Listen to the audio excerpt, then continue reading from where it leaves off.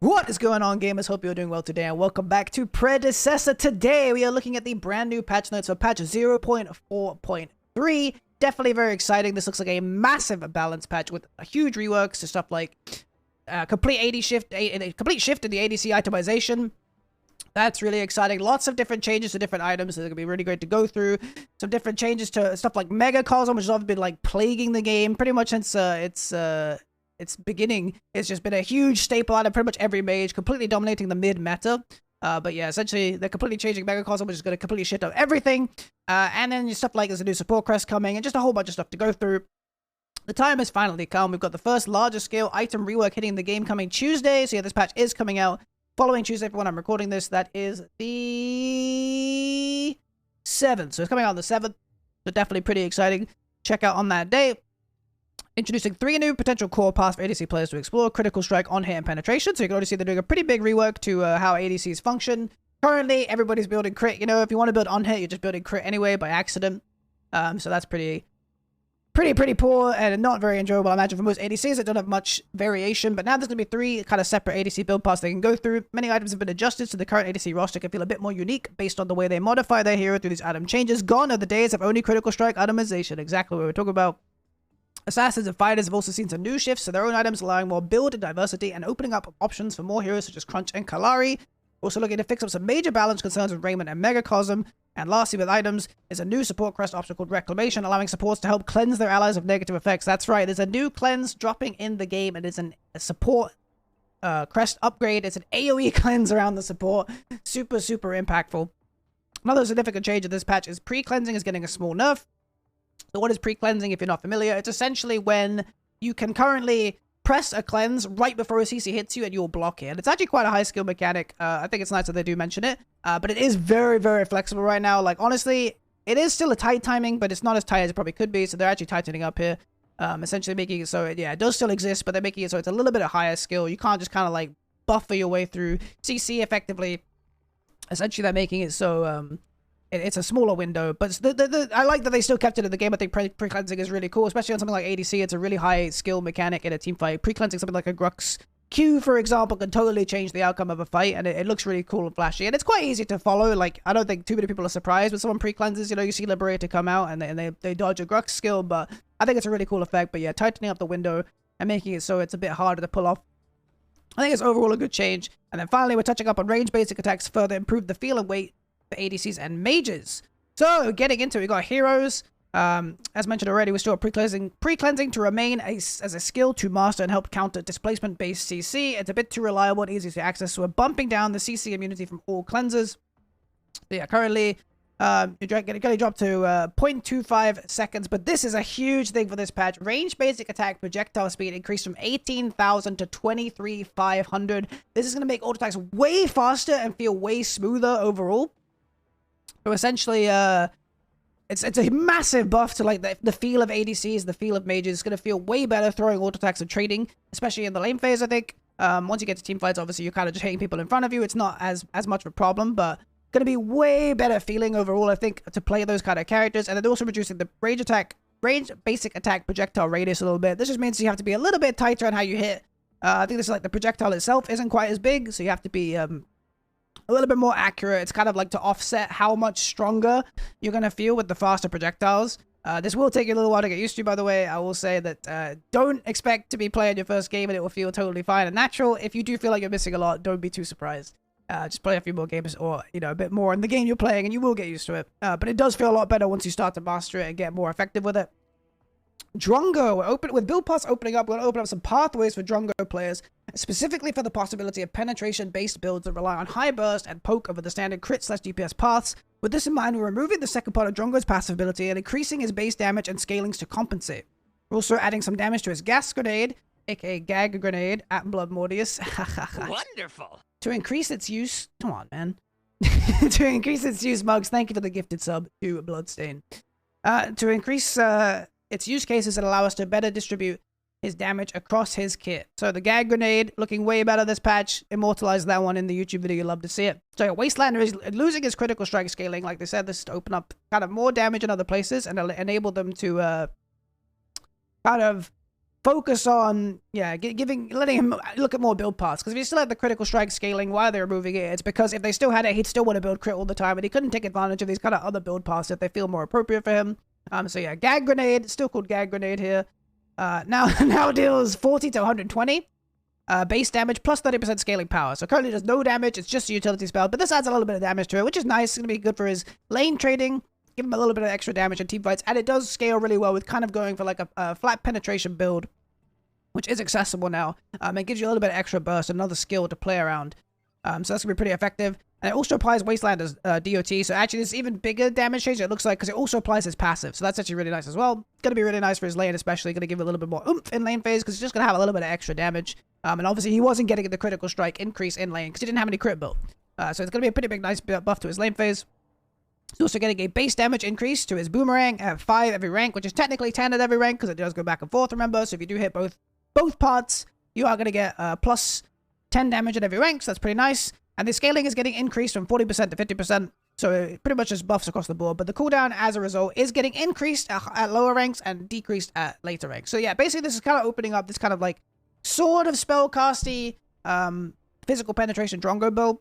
Definitely could even be something we could see in the mid lane. These kind of builds generally do function pretty well there, because mages have pretty low base armor. So if you do a flat penetration build, you can normally just kind of crush them in the early mid game. Rad Round's initial shot damage is also getting a bit of a buff. I believe this is the on-hit effect on the E.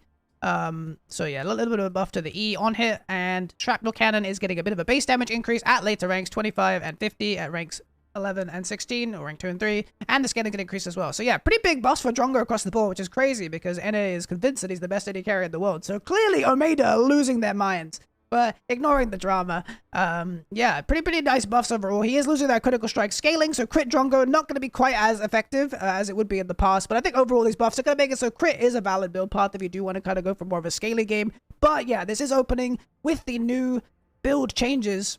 The new changes to ADC itemization, this is opening a window for this kind of like flat penetration Drongo build. And we'll get into that later when we get to some of the ADC items, and I go over some of the builds I think you guys should try. But I think it's really cool that they're opening up Drongo as kind of this spellcasting attack damage carry, rather than, you know, just having him kind of be just another crit ADC. He kind of has a very unique identity now. I like that they added damage to gas grenade and stuff like that. I think, honestly, he'll be pretty good in mid lane, so I'm definitely going to be giving it a try on the next patch. I think it's definitely pretty exciting to play with, and I'm starting to mess around with it. So, Gadget has felt a little too durable and safe amongst current mid lane rosters, so we've probably done some of her base durability and her passive shield ability. We're also decreasing her passive damage to prevent her from being overly effective against melee heroes in the early game. I think Gadget's passive honestly kind of functions from the same problems I think Grux does, where it's super impactful, much like Grux's bleed, but it's not very obvious when it's happening.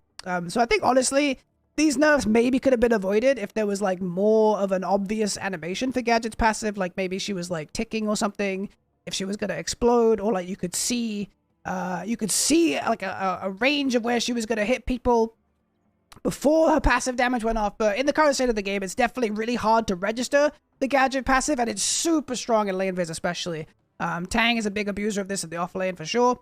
So yeah, 20 base health getting dropped from Gadget, so she's a little bit squishier, and then 30 damage removed from the passive explosion, and also 2% max mana scaling. Obviously, this isn't very relevant in early game, it's more of a late game nerf. But she does obviously have some base mana, so you know, she is going to lose a little bit in the early game, but it's more of her late game tankiness is getting knocked there, I think, with the passive scaling reduction. But yeah, it's a bit of a big reduction to her early game trading. It's actually really impactful in lane phase. And yeah, I even see people in chat saying now, I didn't even know that her passive did damage. And yeah, it's kind of hard to register because it doesn't really have a very clear animation, but it's a big part of her early lane trading and makes her really dominant. So losing 30 base damage on the passive will be pretty substantial for her mid lane, level 2, level 3 trading, and it will make off lane Gadget quite a bit weaker as well because she gets a lot of value of that out of the passive. But yeah, if you haven't messed around and actually tried to use Gadget passive aggressively, you should definitely give it a try because you do so much damage in the early laning. You can definitely bully people out because you basically get kind of like 2 free autos almost of damage, which is really substantial, and it's basically not dodgeable if they're within close range of you. So it's super strong, and yeah, definitely an understandable nerf. But I think honestly, this maybe could have been avoided if there was a bit more clarity in how the passive is displayed, and it was a bit more obvious that she's kind of exploding and doing damage, because I think that's part of the problem is you can't even really tell that she's doing it unless you know. So yeah, it'd be cool to see that get up maybe like visually updated at some point, and I think that would help with the readability a lot.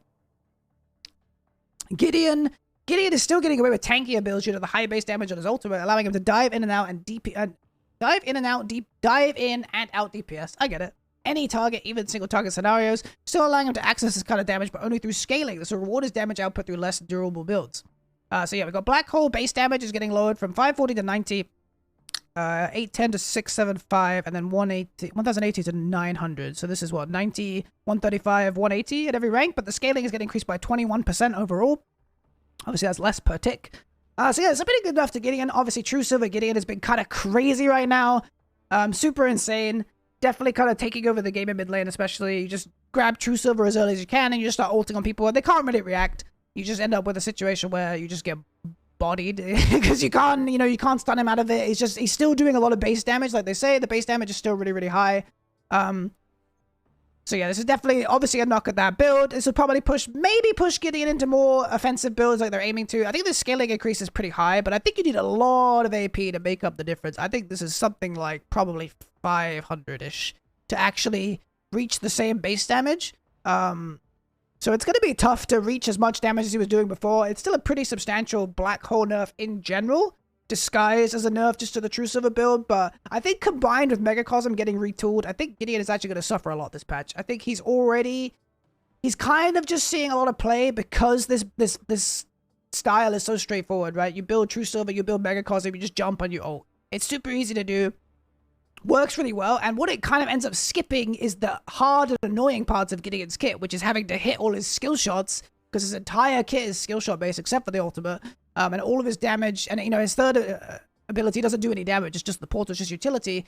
So I think this is actually going to end up pushing Gideon down quite a lot, combined with other changes in this patch. I'd be surprised if Gideon is still the best mage. I could honestly see a world where Gideon is more along the lines of one of the lower tier mages, to be honest, because I think he's getting hit a lot in this patch, whether it's by his own, these changes to him himself, where his base damage is getting dramatically lowered, or changes just around the game in general around him. We'll see if kind of that, there is a Gideon style. You can kind of do a flat penetration style. You do like Azure Core into Wraith Leggings into Caustica, and you can play like this heavy, kind of burst style. But when you do play that style, you're very reliant on hitting all of your skill shots to kind of have those have that consistent damage output. And since he is so skill shot focused, and without the safety of having a True Silver bracelet on the ult, I think he definitely will fall off quite a lot. So we could definitely see Gideon disappearing this patch from the mid lane meta for quite a bit. We'll see how he ends up feeling, but I think overall, these changes overall are going to end up hurting him quite a lot. So we'll have to see where it goes, but I think it's going to be pretty painful. Muriel's consecrated ground ability was scaling in a non-linear fashion. Classic Bloodborne mistake, dude. Everybody point and laugh. Alongside other buffs to itemization options, we feel comfortable fixing this and bringing the shield down again. So yeah, she's just losing 20 base damage at rank, or 20 base shielding at rank 5 and 10 base shielding at rank 4. It's definitely it's definitely noticeable, but overall, not too big enough. I think Muriel's still going to be in a really good spot. It's mainly going to be about the support items and see how those change to affect her overall. Revenant can currently reload immediately after every shot except the last. We're cleaning this up to reward players who time the R&B correctly after the final shot. So they're making it so now if you tap R&B after you shoot your fourth shot, kind of like you do with any other bullet, it is going to reload straight away. This is technically doable in the game right now. It's just the window is quite tight.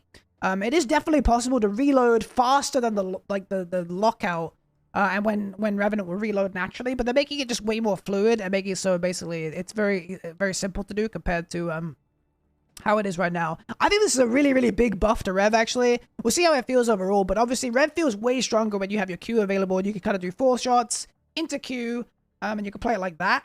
But I think overall, yeah, this is going to be a pretty, pretty big buff to Rev, combined, I think, with some of the new build paths that are coming. I think the paths that we talked about Drongo taking advantage of, that I'll get to later, will also be usable on Revenant, and I think he'll be really strong for that reason.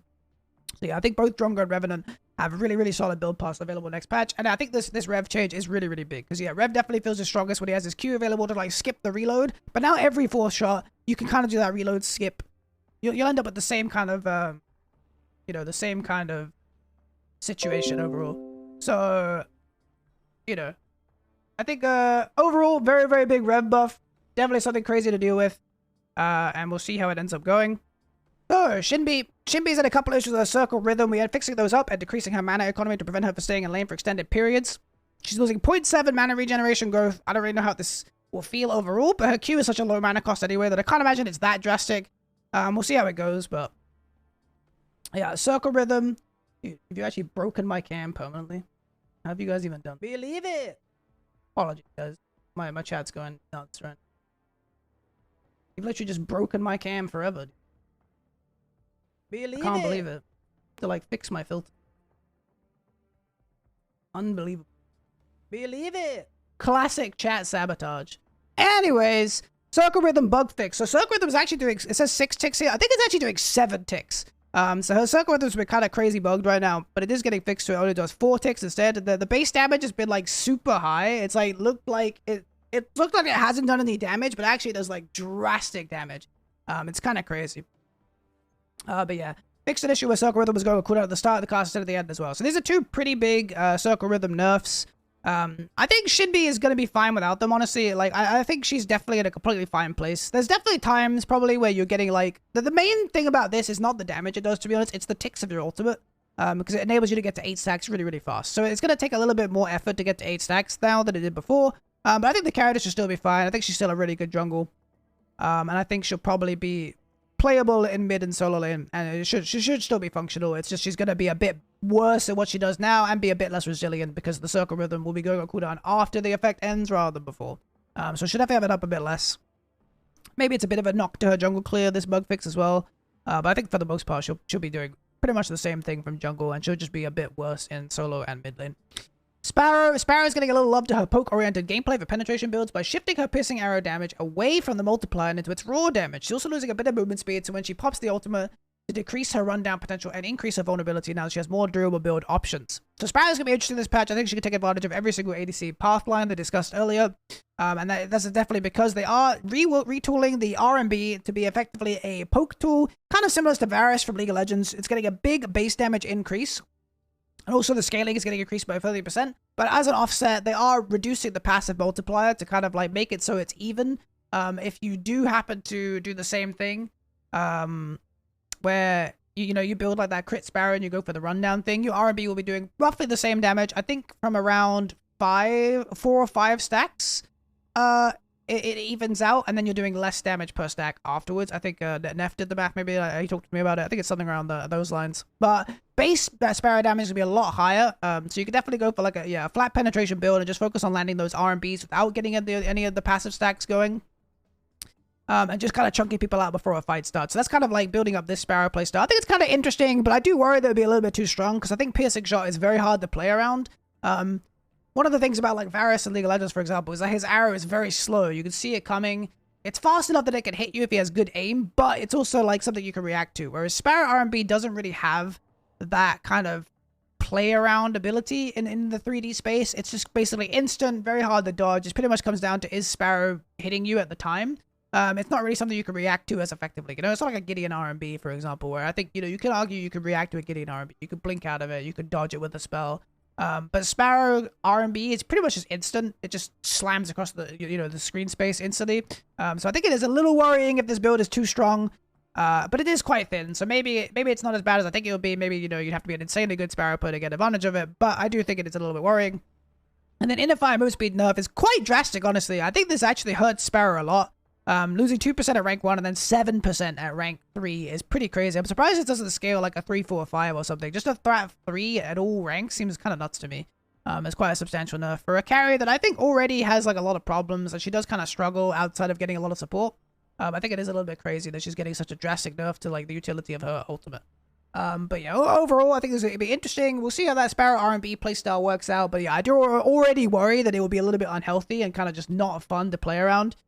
Just kind of getting poked for like 700 damage arrows, and doesn't really feel like you can really dodge or do anything about it other than hard engage, right? But yeah, we'll see how it goes. I think it's cool that they're building on this idea. I still think Sparrow's Q is like the worst spell in the game with regards to like how it fits in her kit and like how it's balanced. It's just super weird with like in conjunction with the rest of her design. But yeah, I think this is still a cool idea for R&B, and we'll see how she makes use of the new penetration item builds. But getting on to items, Brutalax. With the upcoming changes to Marksman Crest line, Brutalax has been the appealing option for ADCs relative to Liberator, so adjusting its stats and decreasing its overall potency to prevent abuse. So Crest is actually like, the Crest changes to ADCs are really interesting. They're actually all losing the crit percent, essentially. So Yeah, this is something I've always said before. It's like, I think Brutalax is actually way better than Liberator, but the problem is that Liberator is 20% crit on it. So, you know, Almeida kind of getting ahead of the game on this one and already doing a bit of a retooling to Brutalax, where essentially adding 5 physical power, removing 3% lifesteal, and then decreasing the attack speed you get once you do get that cleanse off.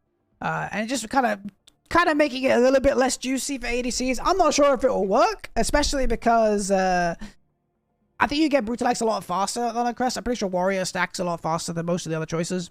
So we'll see how it goes. But yeah, I think Brutalax already looks better than Liberator most of the time. But I think they're also giving some buffs to Liberator to kind of make it work a bit better for ADCs overall. But yeah, I think I can definitely understand where they're coming from, because yeah, I've had this exact conversation with people. I think I was in like Six's chat one time or something. I was talking about like, honestly, Brutalax is so much better in every way for ADC, especially like the post-cleanse tenacity can be so important sometimes to get you out of a scenario and just keep you kiting. Yeah, it's so much worse than Liberator stats-wise, because Liberator is 20% crit on it, but that's not a problem anymore, so we'll see how it goes and see how ADCs end up feeling with their Crest choices in the future. Maybe it's a choice, you know? I think it's interesting if Brutalax is good some games, and then Liberator is good other games. I think that's cool. So we'll see if they manage to find the line on that one. Eviscerator. Give an Eviscerator a pinch of lifesteal as compensation for removed critical strike chance and a better match than sustain of other options. The plus 5% on Eviscerator, I think this is really cool because I think ADC in general has this problem where if you don't have any lifesteal, like literally 0%, the game is basically impossible to play. You take like one Gideon Rock and you have to recall, and it's super painful. Obviously Sky Splitter was pretty popular before, and that was giving a bit of lifesteal, but I like that it's on the Crest, and kind of that kind of the same symbolic idea as having that flat lifesteal on your starting item in League of Legends or something like that. Just that kind of that same idea where it gives AD carries a little bit of safety, and because they hit so much and so often, normally having a little bit of lifesteal is enough to sustain you through kind of that mid game where mages end up spiking really hard. And yeah, I always felt like this was a problem with Eviscerator. Every time I went Eviscerator, if I didn't get my lifesteal online from another item, I just ended up having to recall the second I took a rock, and it was super painful. So I like that they gave it a little bit of lifesteal, and yeah, like I said, the critical strike chance is getting removed. The initial scaling on rending strikes is getting increased, and the scaling per shot is getting decreased. So it's a bit of a better initial burst damage. You're doing a little bit more damage for the first, like, what, 3 hits? 2 hits? And then 4th onwards, you're going to end up doing less damage throughout the fight. But it does have a little bit more upfront damage, and yeah, it does have this lifesteal, which is kind of nice, especially nowadays. You can probably stack it with more lifesteal options, and it just gives ADCs a little bit more flexibility. Ice Scorn's provided too much value in the later stages of the game and was granting a lot of unintended damage to mages in particular. We're shifting it to physical power to better scale with natural hero scalings and avoid negative interactions with burst mages. So Glacial Colosseum active now grants 15% increased physical power instead of 15% increased damage. That's pretty interesting to read. Talons are definitely pretty interesting. I think they're not broken, but they are really good. I think honestly the 15% damage mark is definitely the best part of them. So I guess shifting them more towards only being physical options and not just like buffing up your whole team is pretty nice. It's kind of the same thing that Riftwalkers has. Riftwalkers look kind of whatever. It's a little bit of CC sometimes. It can let you get a follow-up, but the real strength of Riftwalkers is the mark that it applies to all the enemies that you hit, which makes your team do way more damage to them. So yeah, I think this is a pretty good Talons nerf, probably, if they want to kind of try and contain that value. Definitely a big nerf to maybe like Sevarog, for example, because his Q is magic, right? So it won't benefit from the Glacial Colosseum active anymore. I know some Sevarog players have been building Ice-Scorn Talons just kind of get more value of having a lower cooldown Crest, but that's probably going to be a bit less effective nowadays. I mean, you can still go to the Mutilator and kind of buff your Mutilator, but yeah, overall, going to be feeling a little bit of a nerf there on that one. I suppose that he is scaling still. He is still getting the 50% increased physical power, right? So it's probably not that big a deal. This is it's a weird effect to read, that you get 15% physical power increase inside the zone compared to like enemies taking more. I guess it was just that you did 15% more damage, but now it's like you get a crown style effect. I wonder if this is like sometimes more valuable, honestly, like in some weird niche scenarios where like you're increasing your scalings and you're actually doing more damage than you did before with certain heroes or setups. Like maybe ADCs actually get a DPS increase from this in some instances because they have the 15% increased physical power. I don't know. It'd have to be like when your spells get increased on damage or something. It's just a weird change overall, I think. Like it feels like it's very different effects, but I understand why they made it. And yeah, I think Talons was a bit like deceptively good, kind of like Riftwalkers is. So overall, a solid change if they are worried about that. So Liberator is getting some compensation with a little extra power and a bump to his lifesteal, having maintained his identity as the sustained based Crest after the lost critical strike chance. So Liberator is actually going up to 8%. This is pretty nice. For sure, for that same reason I said before, 8% more than 5% is going to feel really good in the mid game. And this is actually quite a substantial number. I think once you get to like 8 to 10%, lifesteal starts to feel very impactful rather than just kind of like sustaining you as you walk around the map. So it's going to feel good in that regard. And then the physical power is going to increase from 10 to 15. Like I said, it's losing the critical strike chance. It's just trying to keep Crests at kind of a nice general baseline of value, I guess, gold value. So yeah, they're just increasing the stats here because the critical strike chance is getting removed. Ortus. Rest in peace, Ortus, dude. Feng Mao is crying right now. Somebody call Feng Mao, check if he's alright. Ortus has sadly been very underutilized. As we open up options for ADC, we're shifting this crest into a new scaling multi-kill based crest so both ADCs and assassins are dip into. So it's getting a new active... I think it's not called Limit Breaker right now, right? I think they're renaming it to Limit Breaker. It might be called that, but I think it's called something else. And then it's upon activation, gain 20% movement speed and 10% increased physical power of a 10th for 6 seconds. Takedowns in the duration permanently grant 3 physical power and refresh the duration. So this is kind of like that Obelisk kind of idea. Where Obelisk kind of gives you infinite power scaling, right? But it's physical power instead. I think this is a really interesting crest. I think the main strength of this crest, honestly, is the fact that it also gives you flat penetration. And I think it's a reasonable amount. I think it's like 6 or 8. Maybe it's 4. Honestly, I think crests are a bit lower than I remember. But either way, it's got more flat pen on it. And this is going to synergize really well with those builds I talked about before. The Dronga build, the Revenant build, but you can kind of stack flat penetration. It gives you a little bit of extra additional penetration. Move speed is really nice in fights. Move speed is a really good stat for 80 carries, actually. It's pretty unrecognizable in its value a lot of the time, but if you do play ADC a lot, I'm sure you'll agree that having move speed, like something like Dust Devil, feels super impactful. When you got Dust Devil stacked all the time and you can just run people down, it's like super, super insane. So move speed is really, really good on ADCs, who already don't get much of a penalty from autoing in general, right? So having that additional move speed is going to feel really good. And then, yeah, the increased physical power. So this is definitely going to be a really good crest for some of the ADCs. And I think this is going to be the one you go for if you are going for, like, that Sparrow R&B build, if you're going for Drongo with the penetration build, if you're going for Revenant with the penetration build. This would be the crest you'll probably end up looking at, just because the stats synergize really well with the kit you're building. The only thing I don't like about this, and it's funny that it tags straight on from the previous one, is if you do go to this crest, you don't have any lifesteal. So that is something you need to worry about. It may be more of a mid lane crest for that reason if you are playing these 80 carries in mid lane, because you'll be a bit higher level and you won't need to rely on having lifesteal as much. But yeah, teching into this option does mean you don't have that lifesteal that the 80 carry crests are providing, and it feels really bad to not have lifesteal. It's going to be painful. So I think overall it's a really cool crest. Not sure how much value I actually have on assassins.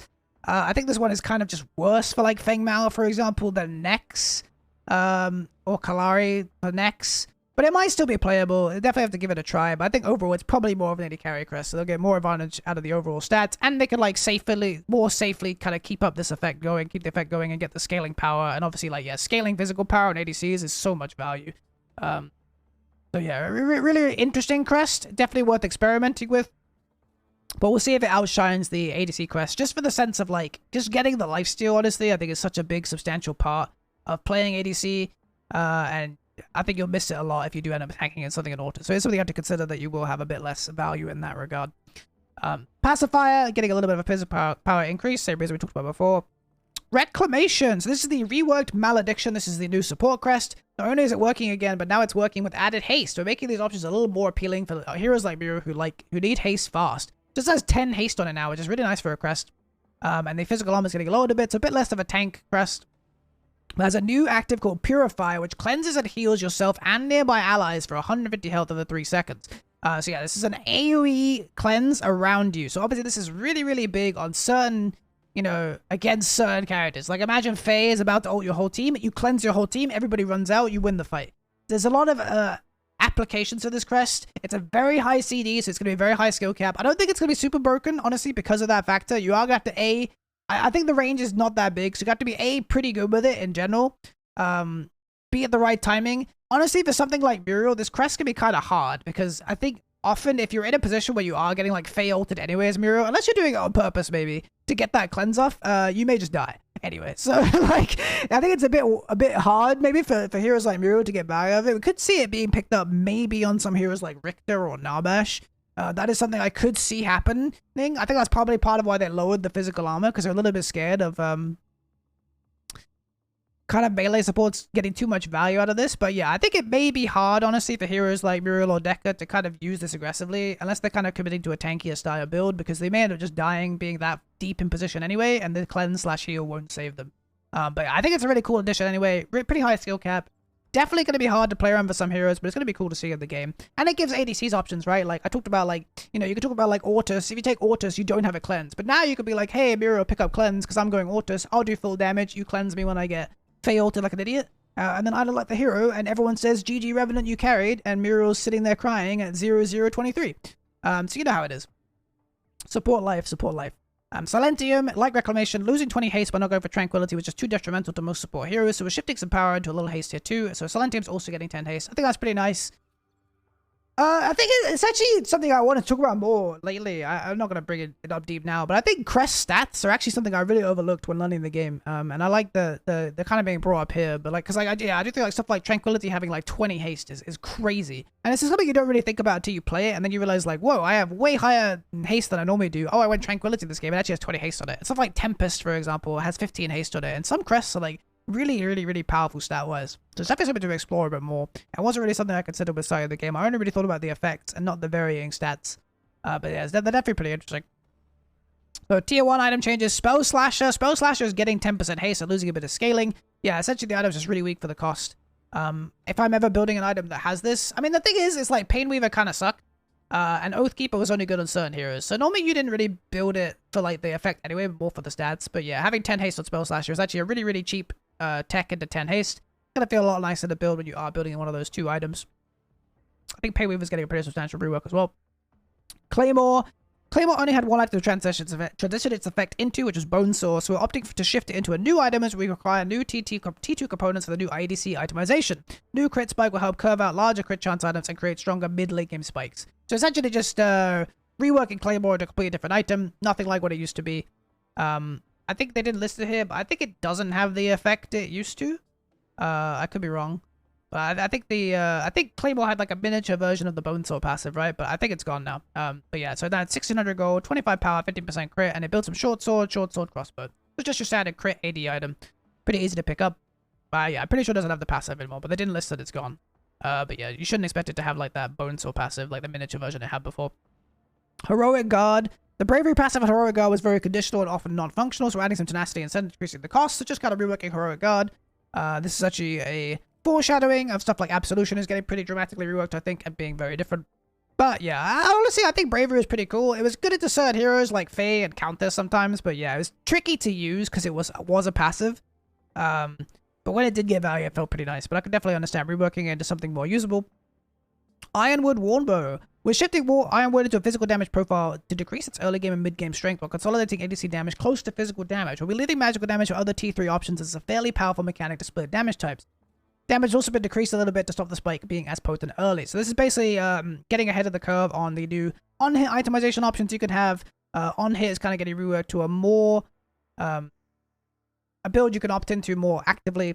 So yeah, it's kind of getting reworked in that regard, and they're getting ahead of it. But like they say, what they're doing here is they're changing it so base MR is generally lower. This means building magic damage early. Generally means, or having magic damage as part of your damage profile. Generally means you do more damage than you would otherwise compared to having base physical damage.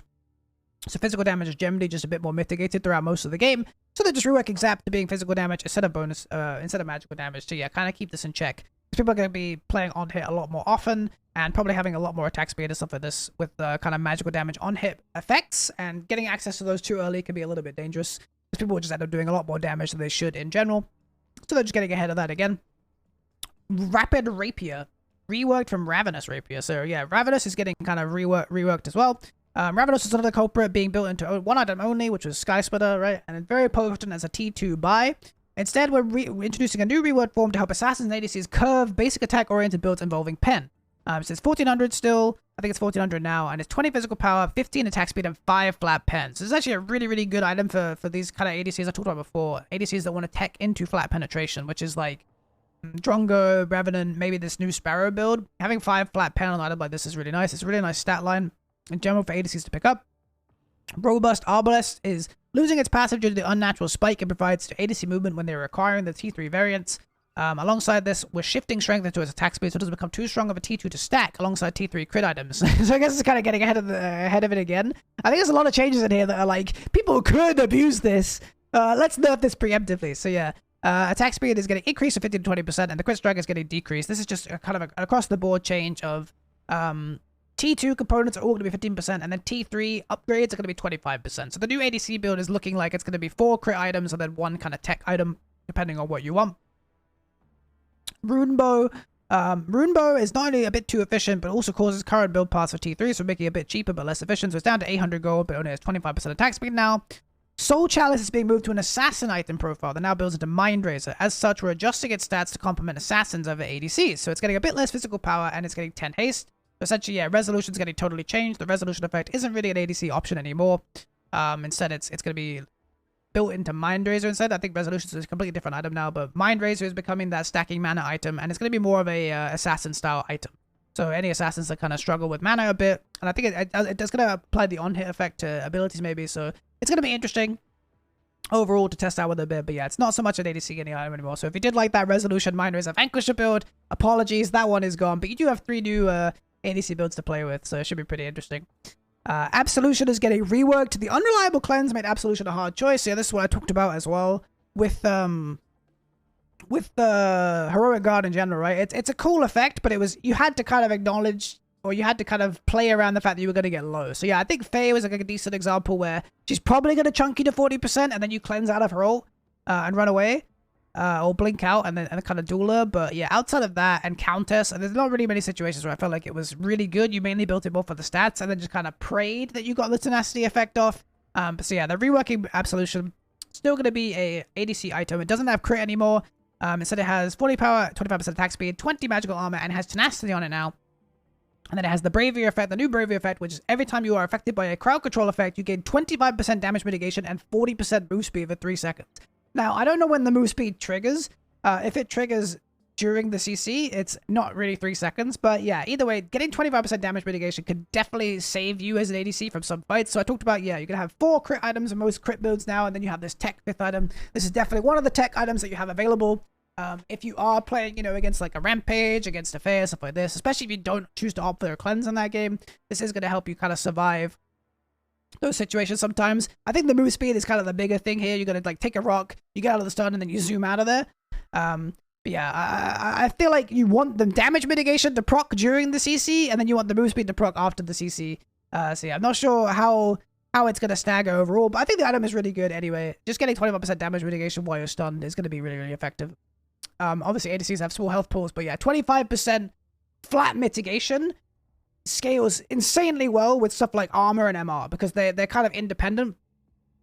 So you're actually going to get like way more overall mitigation overall. Just getting 25% flat on top of everything you have. It's actually going to make ADCs really, really tanky for that kind of small period. So it should be really cool. And so yeah, we'll see how it works, but I think it's going to be really, really good. Ashbringer is getting reworked. So Ashbringer is no longer going to be your percent penetration item. Instead, it's getting reworked into a different style of item. I think this is fair because I think the item was like weirdly overstacked with like too many effects. I thought it was cool, but like it feels weird that it had like a percent pen and it also had like this haste effect and it, you know, it also was like kind of on hitty and it was just a bunch of weird different stuff. So it's essentially being reworked entirely into an on hit item in general. It now gives 45 physical power, 20% attack speed or 20 attack speed, 15 ability haste, and then it has a new effect called Accelerate. Basic attacks against enemy heroes decrease your current basic ability cooldowns by 0.15 seconds. I think it's called Accelerate now, actually. It's not even a new effect, but it also scales with stacks of clockwork. And so, yeah, when you attack a hero, you gain a stack of clockwork for 3 seconds up to 4 times. Chrono Strikes is the on-hit effect on the item now, and it does 15 damage plus 5 per stack of clockwork. So, obviously, you're doing 35 on-hit physical damage at max stacks. And then you're also getting 0.75 seconds off your spell cooldown. So yeah, obviously this is going to function really well with an on-hit build. If you're playing something like maybe on-hit Drongo, on-hit Sparrow, they're going to have like way more access to kind of those spells. I do wonder if this will make kind of an on-hit Drongo build kind of viable, because I think Drongo is not that far from being a decent on-hit character in general. You know, he obviously has the rad rounds and stuff, and getting a lot of stacks of the radiation can blow someone up at the end. But yeah, 0.75 seconds off cooldowns every hit is pretty massive, but you are going to need to kind of get those on hits in the first place. I think obviously the biggest winner of this item is Sparrow, on-hit Sparrow. I assume during her ultimate, she'll stack this 3 times instantly, and then she'll be getting that on-hit damage really, really quickly. So definitely Sparrow's gonna love this item. She's playing an on-hit build, but I think it's a cool rework in general. But yeah, don't go to Ashbringer now as your percent penetration item. You have new options for that. I think it is a little confusing that they did remake a lot of items, and they're like, this item is just something else now, but it's called the same thing. I don't really like that personally, but you know, I think with a few days on the patch, we'll probably all get used to it. But I definitely think it's a little confusing for sure. Augmentation. Augmentation returns to its original Spellblade form, so make it more of a bruiser item and less about on-hits that ADCs can use. Say hello, Crunch. So yeah, I did talk about this, right? Painweaver was the only other Spellblade option, but it kind of sucked, honestly, for anything that wasn't Feng Mao or Kalari. So the new augmentation is now going to be a Spellblade item. It's going to build out of Greatsword, Spell Slasher, and Violet Brooch. So it's going to have 20 haste on it. It's getting an increase from 20 to 40 power. It no longer got the attack speed effect, but it has a new True Strikes passive. After using the ability, your next basic attack within 6 seconds deals plus 60% total physical power bonus true damage. So this is, yeah, a really, really big item in the off lane. Stuff like Crunch, definitely getting a lot of value out of this. Maybe characters like Grux could use this really effectively, but I think it's really great that they actually added a Spell Slasher upgrade item that, like, fits bruisers and junglers, because I think, yeah, it was really weird that there was like there's no Trinity Force, you know, no Divine Sunderer. Again, sorry to use League terms, but it's just kind of the biggest MOBA. Easy to look at it and kind of think about, you know, that kind of thing. But yeah, I think this will be really, really substantial. It's definitely going to help out Crunch a lot in kind of those like matchups where he's against a tank, and you know, he can build like the Mutilator, but it's still getting mitigated by armor. But this is going to be like an unavoidable bonus to his damage. So you know, heroes like Grux and Crunch might just start punching through tanks, which is going to be really cool. And I just like that they have this effect in general. I like Spell Slasher as an effect a lot. I like that kind of like, yeah, you use an ability, and then you're kind of like staggering your abilities so you can keep getting the procs. I think it's really cool, really high skill playstyle. I'm definitely excited to see how this item functions. Bonesaw. By losing Claymore, Bonesaw now has additional lifesteal to complement its sustained fighting and basic attack-oriented gameplay. So the cost has increased from 2,100 to 3,000, but it's got 200 more health, and it's got 6% lifesteal. It's also losing 2% per stack on Flurry. I think this goes up to 3 stacks, so it's 18% instead of 24, I think. And the build path is getting changed from Claymore Banded Emerald to Banded Emerald plus Crimson Edge plus Banded Emerald. Which one is Banded Emerald? That's the 950 health one, I think. So yeah, interesting change overall. Honestly, I'm thinking of it in context of like, because like you have to think about items like this sometimes in the context of how you build them. I think Claymore was a really nice build path. I mean, let me just check real quick what I think Crimson Edge is short sword into Crimson Edge, right? Because if it's just it might just be a flat buy. No, okay, it is short sword into Crimson Edge. So yeah, overall, it's probably a buff to how it's used in the jungle. Getting access to that early lifesteal is gonna be kind of nice for jungle and just for early skirmishing in general. Yeah, I think the main times we see this item is like Grux, and like maybe Chimera. But it's generally more of a jungle / offlane item, and it's an interesting new update. I think you know, the effect still stays the same, and obviously it's quite a big buff to itself, because the way Bonesaw works obviously is it scales off of your max health. So getting plus 200%, plus 200 max health, you know, it gives you a lot of value with regards to its own effect. So it's a little more expensive now, but I think it's a much better in-slot item. The stats are much more effective. It actually stacks up to 6 times, so it's going from 40% attack speed to 30%. Which isn't actually that substantial, I think, overall. And it should end up working... Oh, no, sorry, 48. So it's going from 48 to 36. But yeah, so it's 12% nerf, but I think getting 6% lifesteal at 200 health for that is a trade any bruiser would take any day. So overall, pretty cool update to Bonesaw. Definitely be interesting as a first item. And we'll see how it works. Breach. Breach is getting completely reworked. It's losing its anti-shield identity, becoming a dedicated anti-armor item. This item is built to counter high physical armor values, specifically, rather than catching bruisers with their high health pools. We're balancing current shielding effects around the idea of anti-shield not existing. So yeah, shields will be getting retooled, essentially. Like, there's no anti-shielding options. They're just going to basically be weaker across the board if they are deemed too strong. And so yeah, we basically, heroes like Miru are getting smaller nerfs, leading into 0.5. Anti-shield items may return in the future, but for now they are too niche and end up baiting players into a purchase ends up with little impact per game. This is definitely my take on Breach. I think the current Breach, it sounds really good. You feel like you're getting value. But I think almost always, if you built a different item, you'd probably be getting more DPS, just because of the way shields function in the game and the fact that they don't benefit from resists. I think most people are actually probably getting baited into Breach and feeling like it's doing a lot for them. But yeah, so I definitely don't mind this, and I think the idea of like, yeah, maybe changing it so shields are just weaker if there are no anti-shield options is totally fine, assuming they can get it done. So Breach is now 2900. It's got 35 physical power, 15 attack speed, 8 flat penetration. And then it also has an effect where your basic attacks deal 35% of the target's bonus physical armor as bonus physical damage on hit.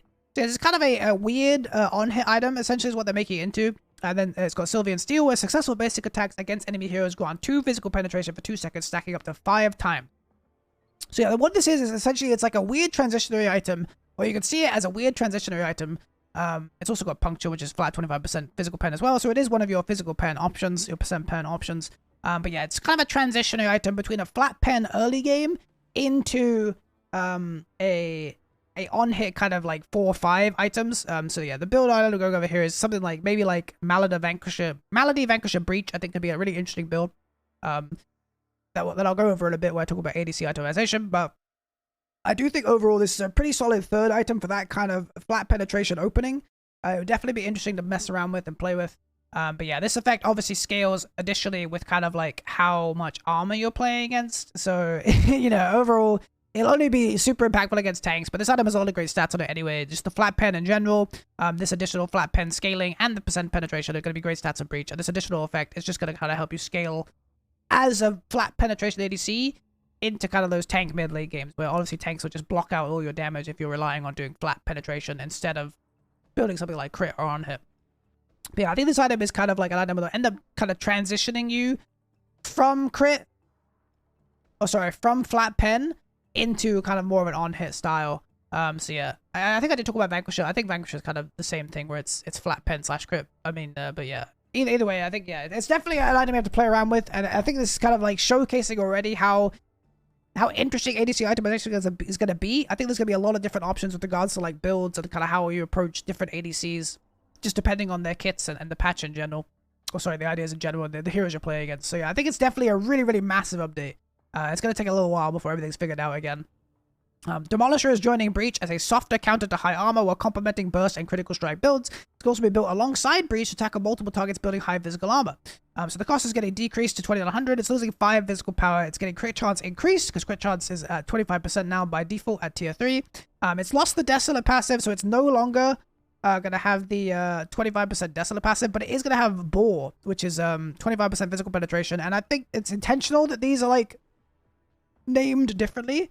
I don't know if they're going to change it. Currently, percent penetration is only stacks up to 35%. If you buy 2 sources of Desolate, you do not get any additional flat or percent penetration. But I do wonder that they do mention that you can build these together. I think now you can probably stack these to counter high armor builds. It's going to be a bit lower DPS, probably, but it might be more DPS for the overall game because you're getting 50% flat penetration on, or 50% penetration, sorry, on those big heavy armor tanks. So this is going to be a nice counter build. If, for example, you're playing a game, maybe your mid lane is getting screwed, your off lane is getting screwed, you're the only one fed as ADC, everyone starts stacking armor, and you're like, well, guess I just lose. Now you have a kind of a build path that you can go into. It's going to be a bit less damage overall, probably, but it is going to help you deal with those kind of like big bulky tanks, if that is something you're dealing with in the game at hand. Demon Edge. Demon Edge is now becoming the dedicated sustain item for assassins. Alongside this are some power shifts and a decrease to its passive strength. The cost is going up to 3300. Physical power is getting increased by 10. It now has 5% Omnivamp, which means that the Omnivamp passive is getting decreased because it's less situational now. You just have 5% all the time, but you still have 10% if you are below 50% HP. And then the demonic additional physical power is decreased from 10 to 8%, but it has lost Desolate. So overall, I think this is kind of a nerf to this item in general. I think it seems it's maybe interesting, but I think a big part of why Demon Edge was built is because it had Desolate on it anyway, and the other effects were just nice. But it does definitely seem like I may just try to shift away from a lot of, for some items just having like every passive on them to having more solid identities. So some items are just becoming like, this is now the sustain assassin item. If I'm playing an assassin and I want sustain, on something like Feng Mao, for example, where it's probably pretty reasonable, I now tech into Demon Edge, and I'm not thinking like, I'm going to get Demon Edge for percent penetration, but it's also giving me sustain, but it's also giving me, 10% bonus power, and then whatever. Like, I'm going to just trying to separate items into more specific niches, which I think is probably a good change for the game overall, even if it does kind of mean there's a lot of options, and it's going to take some time for everyone to get used to it. So Dreambinder has been a little bit too potent, so we're decreasing the slow effectiveness over duration due to the player requiring to accelerate after the slow is expired. So basically the slow is getting nerfed by 0.5 seconds. A little bit of a catch to Dreambinder, but I think it will still fulfill the same purpose for the most part. Dust Devil, It's largely the same, but we're opening up the possibility for non-crit ADCs to acquire the item, as it's very appealing alongside our new on-hit items, which do not feature critical strike chance. So the cost is getting decreased by 100. It's getting a bit of an attack speed bonus. The movement speed is getting removed. I think this is actually pretty substantial. I don't think I got to like Lightning Hawk or anything yet, but I think ADCs are actually losing movement speed across the board. If they don't tech into something like autos, so that's definitely something that's going to be very noticeable with regards to like how often tanks and stuff are able to catch them. But yeah, it's getting retooled to 25% crit chance. Like I said, that's just the standard. And then Menace is getting reworked, so now successful basic attacks against enemy heroes grant 2% attack speed for 5 seconds, stacking up to 8 times. And then maximum stacks, you gain 25 physical power and 15% move speed now. I think it's only 10 on live. I could be wrong. And then critical strikes grant 2 times stacks. So there's actually... They say it's largely the same. It's actually a pretty big nerf to Dust Devil overall, because Dust Devil in its current iteration actually stacks on anything. So you can no longer stack Dust Devil on a minion wave, for example, or on a jungle camp, and then go to a fight with a fully stacked Dust Devil. It's a lot more in-fight power. It is stronger in-fight when you have maximum stacks, I think, but it's a lot harder to stack it because you do have to be hitting only heroes, essentially, and you have to get basically 8 hits in before you get that proc. But you are getting 16% attack speed, 25 physical power, 50% move speed when you do have it stacked up. So I think it is still a really solid item when you do get it fully built. It's just a lot more... It's a lot harder to get the stacks than it is on live. Where I like Dust Devil a lot on live a lot when I play ADC, because yeah, you can just stack it on a wave and then kind of take a fight and have this huge buff. But now you can't do that anymore. It's only in fight power. So yeah, we'll see where it settles with regards to like its value. But overall, I'm not a huge fan. I think it's a pretty big nerf. I mean, I'm not saying it's not a good change. I just prefer Dust Devil as it currently is. You know, that's my take on it. Yeah, I guess if you have crit builds, it is going to be 4. But I think, you know, it's described here as being... I was thinking more of like an option for on-hit builds, I guess, where you're not going to be critting as much because you only have 25%, I assume, if you're a full on-hit build. Because this would be the only crit item you build. But yeah, I guess if you have crits at max build, it is going to be 4 hits. But I think for most of the game, or most games, if you do want to get Dust Devil, it's going to end up being a second item purchase. So that you're kind of like relying on getting crits. So I guess you could average it at 6 hits. But either way, I think overall, Menace was a lot more usable before when it was buildable on the wave. But I think the item will still probably be fine as a second item. We'll see how it fits overall. But I think it's got really good stats for the cost, to be fair. I just prefer the utility of being able to stack it on the wave. Imperator. Imperator is sticking around as our big raw damage spike for critical strikes. Its power is now increased on initial purchase to help enable some powerful critical strike items on the second or third spike. It will scale a little worse just so it isn't a must buy for critical strike users. So yeah, they're trying to make it a bit less of a capstone effect. It's getting 200 gold decrease cost, but it's getting 5 more physical power, as well as 5% more crit, because obviously this is kind of the new standard. But it is losing perfection, which means you're not getting that additional... perfection is the effect where you get 1%. Every 4% crit, you get 1 power. Something like this. I forget what the actual effect is, but it's essentially losing the perfection passive, I think, but it is keeping that additional % damage on your crits.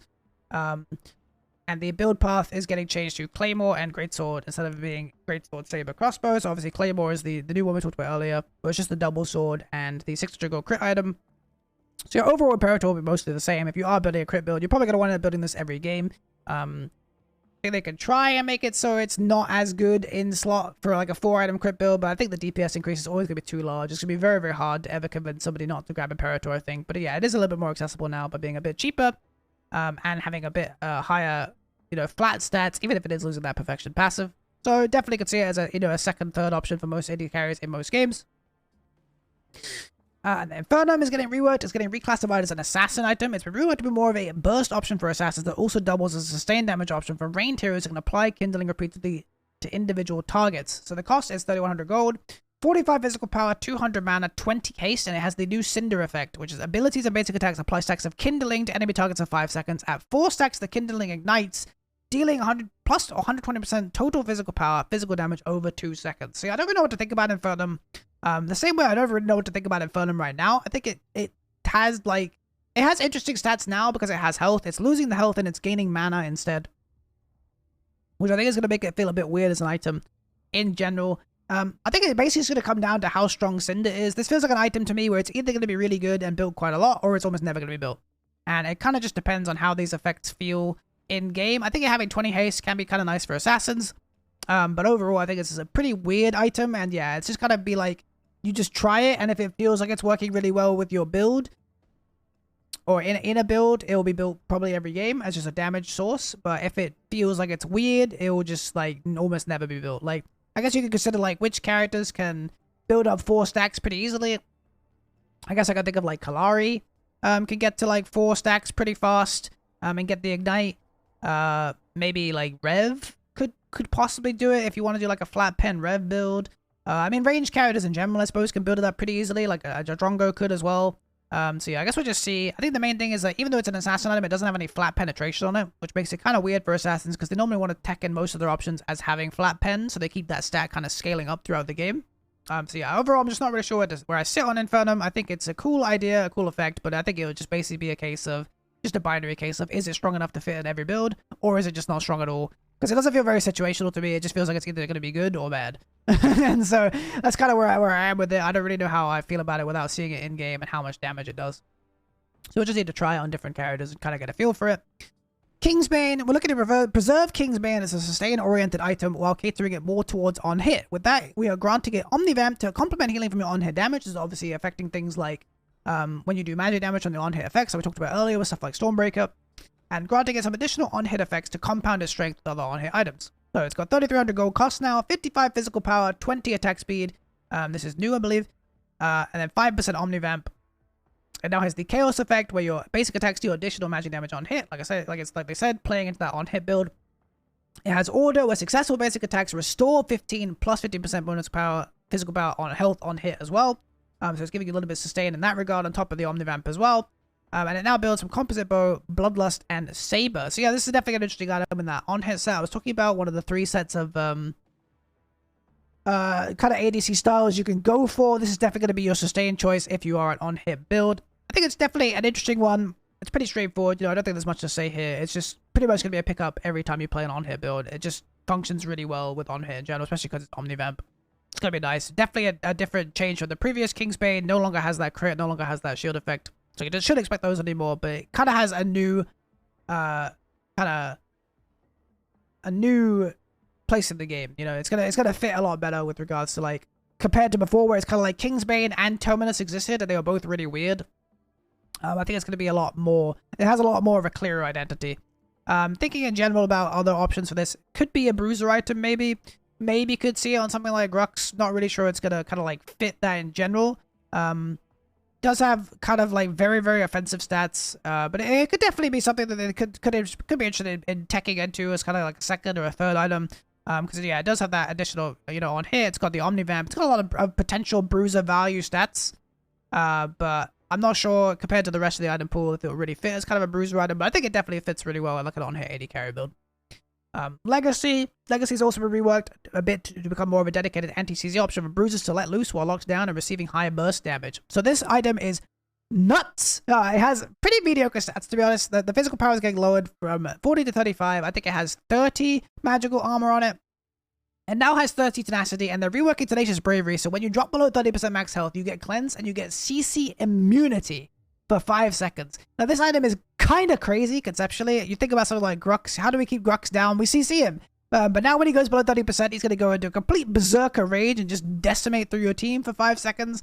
So yeah, I think this is a really, really long duration. I'm really curious how this item will affect kind of bruises in the game in general. Like I said, I think Legacy is a little capped by the fact that it doesn't have great stats. Like, Legacy and Draconum are both really good effects, even in the game right now, but the overall stats are pretty low. So that's kind of how they're kind of, like, kept in check a bit. But yeah, I do think this item is really, really interesting. I think it would definitely see some play, and it would definitely be something people have to get used to. You know, you suddenly start bursting a Grux, and then he just goes, like, sicko mode on you, and he just can't be CC'd, and he's just running through all the slows and the stuns and just killing everyone in the backline. I think it would definitely be really cool to at least try out, and it would obviously fit some games. I think it's good because I think CC has been really strong in the game, and I think it does definitely keep heroes like Grux in check, and Crunch and stuff like this. But yeah, I think this is a really cool effect that will definitely affect how those team fights play out. You know, big bulky tanks that are just chain CCing you and whittling you down are going to be less of an option now because you can just Legacy all over their faces. So it's going to be really cool to kind of try out and see it in action. Definitely excited for it, but I'm a little worried it's a little too strong. But either way, I think it's a really cool item. Lightning Hawk is remaining as a utility option for ADCs to kite and chase down targets. That said, we're focusing more on physical power to retain its easy pickup first by identity. So Lightning Hawk is getting increased by 200 gold. It's getting 15 physical power, losing 5 attack speed, Critical strike chance is getting increased. Movement speed is removed. And the build path is getting reworked to Ironwood Warbow plus Claymore, and Chilling Zap is getting retooled into every 4th basic attack deals plus 100% total physical power bonus physical damage and slows the target by 30%. So yeah, this is getting reworked to physical damage. I believe it's magic damage right now. I could be wrong on that. But yeah, overall, that line is basically getting increased as the first item. 50 AD is really, really nice on a first buy, and this effect is obviously way more impactful in the early game probably compared to when you're scaling. This is nice for like early skirmishes and early trades. So it does have pretty nice scaling because it had 100% total physical power. So as you get more items, it is going to get stronger. But I think this effect generally has its time in the light during the early game. But yeah, losing the movement speed. I have talked about this, how every ADC item is pretty much losing movement speed now. So overall, ADC is going to be a lot easier to catch in general, I think, because we'll be able to stack movement speed effects as reliably. But yeah, I think Lightning Hawk, like they say, is going to be still nice as a first buy. Going to be your standard go-to if you are going for a crit build. And getting that early AD, I think, is a lot more effective compared to the 5 attack speed that it's losing. And it's going to feel nice overall. Just do like a Lightning Hawk, Dust Devil, Imperator kind of build. Probably going to be your go-to crit kind of angle. Megacosm. Megacosm has had many negative interactions with overlapping DOT abilities and high ability haste builds. Without controlling the additional application effect through a separate passive that will still complement the burst side of the anti-HP item without leaving sustained damage dealers behind. So Disintegrate passive burn magnitude decreased from 5 to 4, and the additional application mechanic has been entirely removed. So this is massive for the game, essentially. The game in general, honestly, as a whole. It has a new passive now called Atomize, which is damaging an enemy hero affected by Disintegrate with ability deals an additional 5% of their maximum health as magic damage on an 8-second cooldown. So you can get one additional burst kind of the Disintegrate effect, but Megacosm has been completely changed. I think I was talking about this on Discord recently. I've been talking about it on my stream. Megacosm is in a really weird spot where it feels like it's balanced. I'm not saying the game feels imbalanced with Megacosm in it, but Megacosm on its own is extremely imbalanced, right? Within the concept of its own bubble, this item is insanely broken in its current form. It's literally single-handedly carrying mage DPS for like half the cost. Like Gideon, Gadget, Faye, you know, these heroes are literally just Shinbi. These heroes are just completely abusing the reapplication effect to kind of like have damage that is contestable in the game. It's what's keeping their DPS afloat. It's what's making them, you know, be able to deal with tanks, be able to burst squishies. It's literally doing everything for them. So it's super insane item in its own form. The reapplication effect is way too broken for certain spells like Gadget's RMB, Faye's RMB, Gideon's ult, like Shinbi. They obviously just completely abuse this effect, but it is also part of their identity. It's where their damage profile is coming from. So I think it's very smart of a meta to rip out this root. I think it will always be a problem and it will always dominate the game in its current form, in the sense of like how it controls the meta, with like basically just whoever uses Megacosm the best, they're the meta champions right now. I think that's how it would be for the rest of Pred's lifespan if they don't tackle this problem. So I definitely respect ripping out the root for sure, but it is going to be rough. I think mid in this patch is going to be really weird. Everybody's going to do way less damage. Objectives are going to be way slower in general. I think that's another thing, is like Megacosm is a big part of objective DPS. And like the kill time on objectives was generally controlled by Megacosm and having Megacosm available. So this is going to be a huge shift in mid lane meta in general, I think. You know, I mentioned all these characters, but you know, Gideon, Gadget, Faye, like all of these are like huge Megacosm users, right? And this new Megacosm, it does exist. The stats on Megacosm are actually still really nice, but there's going to be a massive shift in their damage profile. How much burst they have, how much sustained damage they have in a fight. Gadget in general, I think, is going to be shafted by this.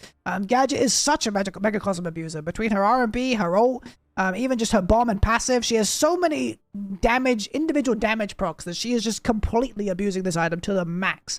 And I think, honestly, she's going to shift down in priority a lot. Until she's kind of looked at again. My prediction is heroes like Gideon, Gadget, Faye are going to be way weaker on this patch. I think they're going to be noticeably worse. Maybe even Shinbi, to be honest. We'll see how this new Atomize effects feels. It might be enough that you can kind of keep going for it. I think it will probably still be core in their builds, to be honest. I don't think they have many other choices. It's not like you're playing like flat penetration burst Gadget. This doesn't really make any sense with the way that she functions. But I think overall it's going to be a massive shift in mid itemization. And how mids kind of build and play in general, and it's going to be really, really, really damning. It's going to shake up the meta a lot. I think the main winners of this change are heroes like Bellica and Howie.